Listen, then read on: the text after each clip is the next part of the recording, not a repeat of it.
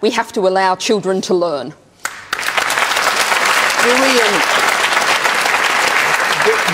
we have any teachers here who want to comment on this? Are you a teacher? No. Are you a teacher? Yes. I have taught, yes. yes. What's your view?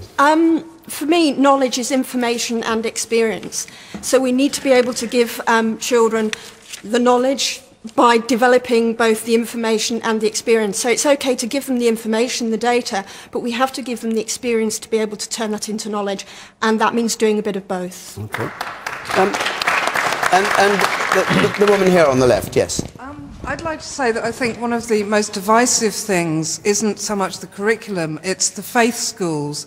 I'm very much of the opinion that we should have a secular education society in this country and that everybody gets to learn basically the same things. And I think that it's the faith schools, increasing numbers of them. A lot of free schools, I believe, are faith schools. Well, and how does that fit with the national curriculum? All right, Michael Gove.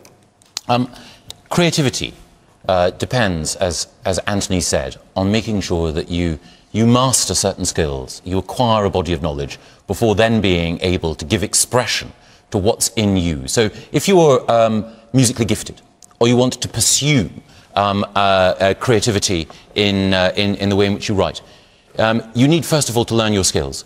You need to be able to secure a foundation from which your creativity can flourish. In the same way as Anthony said, if you're going to write, if you're going to move, if you're going to persuade, if you're going to inspire, then you need to be able to know how the English language, which is a wonderful instrument, can be used and tuned in order to move hearts, in order to persuade people.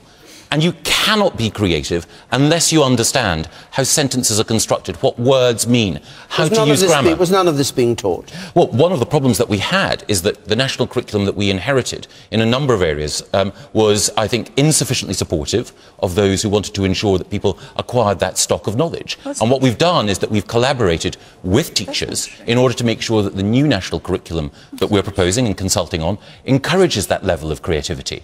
Because I think it's critical that we recognise that unless children are introduced to that stock of knowledge, unless they know, for example, how to use numbers with confidence, unless multiplication and long division become automatic processes, then they won't be able to use mathematics creatively in order to, whether it's in engineering or in science, make the discoveries which are going to make our lives better in the future. Okay. Unless there's that solid foundation, then creativity can't flourish. I'll come back to you. The man with spectacles on there.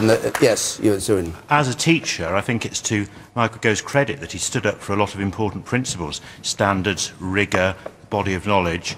I think one of the dangers, perhaps, is that he doesn't always listen back to what teachers and the profession say. I'm very lucky to teach in the best co-ed independent school in the area, St Peter's in York, and there we can take the standards and we've got the freedom to do what we think best in our school with our students, and that's good. But what doesn't he listen to, in your view?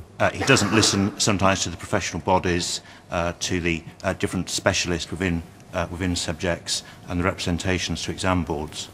All right, and at the very back there.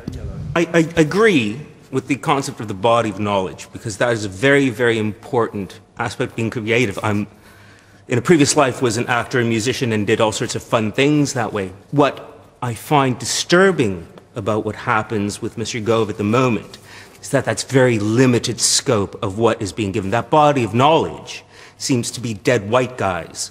And that's interesting if you're a white guy, but if you're a Portuguese Canadian living in England with African heritage, it's less interesting and it becomes incredibly boring. Well, very briefly, one of the areas of the new curriculum that's been most controversial is history, understandably. People are passionate about the subject, I am myself. But we've made sure that the history that we'd like to see taught is genuinely inclusive. So for the first time, we've suggested that people know about Nehru, Gandhi, Jinnah, about Nkrumah and Kenyatta, that they know about the people who fought for independence and liberation at a time when Britain was withdrawing from its empire. So, yes, it is the case sometimes in culture.